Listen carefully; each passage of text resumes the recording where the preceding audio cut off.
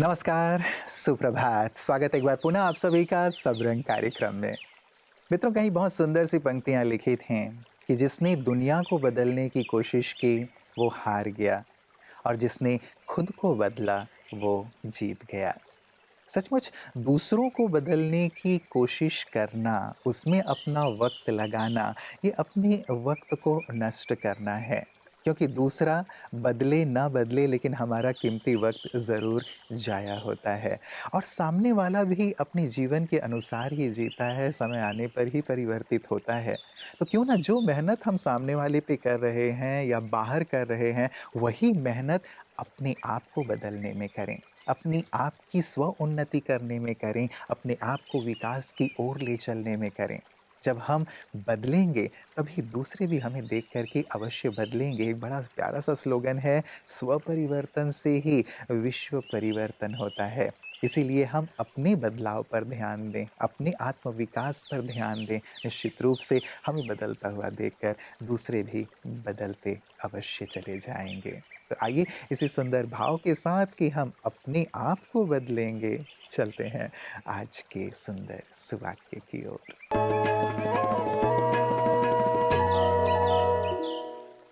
ओम शांति। क्या आप जानते हैं कि साइंटिस्ट आविष्कार कैसे करते हैं? कैसे कुछ डॉक्टर्स मरीज को देखते ही बीमारी बता देते हैं? कैसे कुछ स्पोर्ट्समैन जब मैदान पर उतरते हैं तो बाजी को पलट देते हैं? इन सभी चमत्कारिक उपलब्धियों के पीछे जो शक्ति काम करती है वो है इंसान की इच्छा शक्ति। कि जब हमारे विचार, भावनाएं और कर्म एकाग्र होते हैं तो असंभव कार्य भी संभव होने लगता है। यही आंतरिक शक्ति यदि किसी भौतिक पदार्थ पर पड़ जाए तो भौतिक विकास होने लगता है, और यही आंतरिक शक्ति यदि हमारे विचारों पर पड़ने लगे तो हमारी प्रज्ञा यानी भौतिक व मानसिक विकास होने लगता है। इसलिए जीवन में उपलब्धियां हासिल करने के लिए इच्छा शक्ति को बढ़ाएं और इसके लिए अपने विचारों को शुद्ध रखें। बुरे विचारों से, व्यर्थ की बातों से खुद को दूर रखें और आत्मविश्वास की, आत्मसम्मान की वृद्धि करें। ओम शांति। मित्रों, किसी ने पूछा कि यदि कोई अपना छोड़कर चला जाए तो क्या करोगे? तो बड़ा प्यारा सा जवाब मिला कि जो साथ छोड़कर चला जाए वो अपना नहीं है, क्योंकि जो अपना है वो साथ नहीं छोड़ता। मित्रों, कई बार रिश्तों में उतार चढ़ाव आते हैं, बातें होती हैं। हम साथ छोड़ने का विचार ना करें लेकिन साथ बने रहें। हमारा सुंदर मधुर व्यवहार रिश्तों को फिर से सामान्य कर देता है, क्योंकि ये जो रिश्ते हैं ये अपनत्व और स्नेह की भूख रखते हैं। इसीलिए हम अपनत्व दें, स्नेह दें, सम्मान दें, हर पल खड़े रहें उस व्यक्ति के साथ जो हमारे अपने हैं। तो निश्चित रूप से यदि वो थोड़े से जटिल और कठोर संस्कार के हैं भी तो भी उनमें भी परिवर्तन आता चला जाएगा। तो आइए इसी सुंदर संकल्प के साथ कि अपनों के साथ हमेशा बने रहेंगे, उनके साथ खड़े रहेंगे, चलते हैं अपने अगले सेगमेंट की ओर।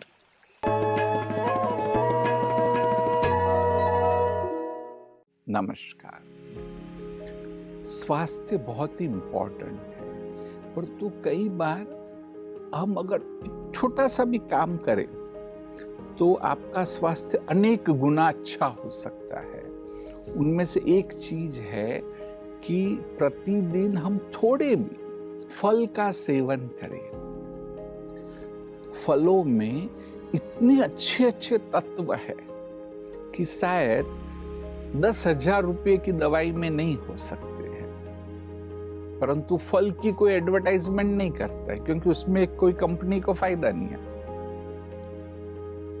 और फल आपकी भूख को भी, जैसे कि आप और चीजें कम खाएंगे अगर आपने 1-2 फल का सेवन किया। इसमें बहुत सारे एंटीऑक्सीडेंट्स है। इसमें एक फाइबर होता है जिसको कहा है सोल्यूबल फाइबर, जो भी हेल्थ के लिए बहुत ही अच्छा है। जैसे हमारे पेशेंट्स को भी कहते हैं, तो पेशेंट से कहेंगे कि डॉक्टर पैसे नहीं है, तो मैं कहता हूँ डॉक्टर के पास आने के पैसे आ गए ना, अब बीमार हुए तो डॉक्टर की अच्छी खासी फीस है, आप आ गए। परंतु जब आप स्वस्थ है तब वो छोटा सा कार्य करिए और उसमें भल सीजन के सस्ते फल। यह भी माना गया है कि जहां पर जो फल जिस सीजन में तो ग्रो होता है वह सबसे अच्छा है। जितना वैरायटी कलर, जैसे कहते भी है कि कपड़े भल सिंपल पहनो, लेकिन खाना है ना, वो क्या कहेंगे, रेनबो की तरह कलरफुल होना चाहिए।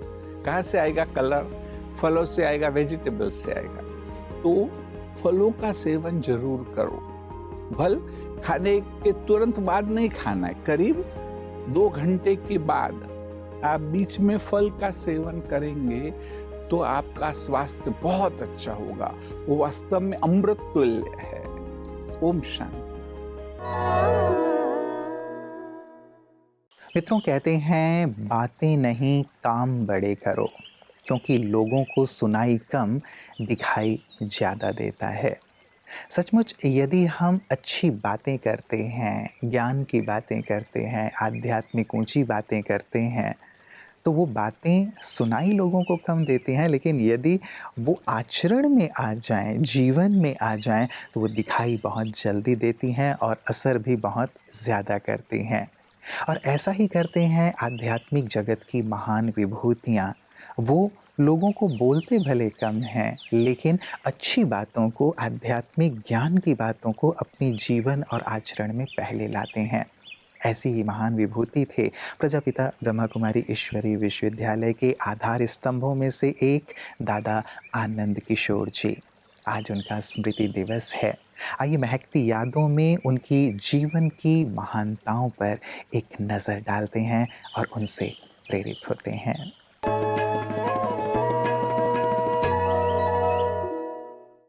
दादा आनंद किशोर का व्यक्तित्व बेहद खुशमिजाज और बेफिक्र बादशाहों जैसा था। यज्ञ के आदि रत्नों और ब्रह्मा बाबा के साथ आपका विशेष पाठ रहा है। आपका लौकिक नाम लक्ष्मण था। बाबा ने आपको अलौकिक नाम आनंद किशोर दिया था। कोलकाता में बाबा के साथ आपकी भी हीरे जवाहरातों की दुकान थी। एक बार आप अपने परिवार से मिलने हैदराबाद सिंध आए थे। वहां बाबा से मिलने पर बाबा ने आपसे कहा, इस दुनिया में कुछ नहीं, सब छोड़ दो। परिवार सहित आप सब कुछ समर्पित कर यज्ञ में आ गए। आप यज्ञ में सभी प्रकार के लिखने और अनुवाद करने की सेवा करते थे। आप मुरली को अंग्रेजी में लिखने और अंग्रेजी में देश विदेश में पत्र व्यवहार करने की सेवा के निमित्त बने। बाबा बड़े बड़े राजनेताओं जैसे जवाहरलाल नेहरू को पत्र लिखते थे और आप ही अंग्रेजी में उसका अनुवाद करते थे। जीवन भर आपने बाबा के ऑफिस का कार्य कुशलता पूर्वक संभाला। जब बाबा ने दादी प्रकाशमणि और दादी रतन मोहिनी को प्रथम बार जापान में विदेश सेवा के लिए भेजा, तब आप भी उनके साथ थे। बाबा के अव्यक्त होने के बाद 1970 से आप पांडव भवन में ऑफिस का कार्य संभालने लगे। 2 सितंबर 1998 को आपने अपना पुराना शरीर त्याग कर बाप दादा की गोद ले ली।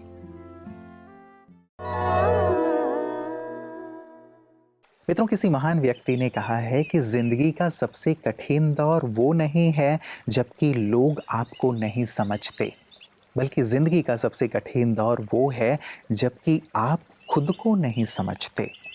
वास्तव में हम सबको समय देते हैं, अपने घर, परिवार, मित्र, संबंधियों को, सुख सुविधाओं के साधनों के पीछे हम भागते रहते हैं, लेकिन 24 घंटे में हम अपने आप को कितना समय देते हैं?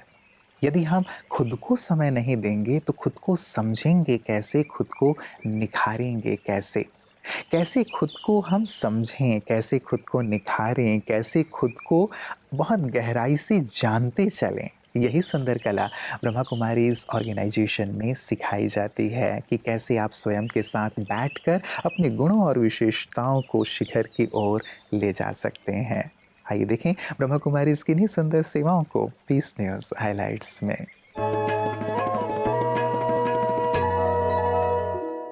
रक्षाबंधन का पर्व पूरे भारत देश में खूब उमंग उत्साह से मनाया जाता है और ब्रह्मा कुमारीज में इस पर्व को देश के हर छोटे बड़े क्षेत्र एवं गांव में जाकर रक्षा सूत्र बांधा जाता है। ऐसा ही किया गया बिहार के मधेपुरा में, जहां ब्रह्मा कुमारीज ने बिहार सरकार के शिक्षा मंत्री माननीय प्रोफेसर चंद्रशेखर प्रसाद यादव जी को रक्षा सूत्र बांधा, जिसमें मुख्य तौर पर ब्रह्मा कुमारी रंजू दीदी जी, ब्रह्मा कुमारी कौशल्या बहन, बी के दुर्गा बहन, बी के रूपा बहन एवं अन्य भाई बहनें भी उपस्थित रहे। पुष्पमाला पहनाकर मंत्री जी का सम्मान किया गया। इस मौके पर मधेपुरा राजद जिला अध्यक्ष रागिनी रानी जी, समाज सेवी पप्पू यादव जी, मुखिया आलोक कुमार मुना जी भी मुख्य तौर पर मौजूद रहे। अंत में संस्था की ओर से ईश्वरीय सौगात भी भेंट की गई। मित्रों, कहते हैं रिश्तों को शब्दों का मोहताज मत बनाइए। यदि कोई खामोश है तो खुद ही आवाज लगाइए।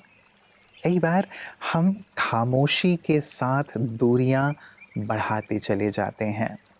यदि कोई खामोश है तो हम ये सोचने लगते हैं कि वो शुरुआत करे, वो अपनी बात कहे, उसके बाद मैं अपनी बात कहूँ। हम इंतज़ार कर रहे होते हैं और ये शब्दों का अभाव, ये खामोशी दूरियां बढ़ाता चला जाता है। मित्रों, बहुत महत्वपूर्ण है हमारे संबंधों की मधुरता ही जीवन की मधुरता है। यदि संबंध ही नहीं होंगे तो हम सफलता के कितने भी शिखर चढ़ जाएं, लेकिन हम जीवन का आनंद नहीं ले पाएंगे। इसीलिए यदि कहीं भी शब्दों की कमी के कारण खामोशी है तो उस खामोशी को दूर करें, स्वयं शुरुआत करें। यदि आप शुरुआत करेंगे, आप एक कदम बढ़ाएंगे तो सामने वाला भी एक कदम अवश्य बढ़ाएगा और इस प्रकार ये दूरियां खत्म होंगी और फिर से संबंध हरे भरे हो जाएंगे।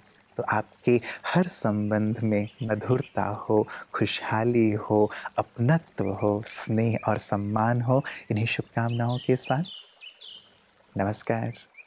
ओम शांति।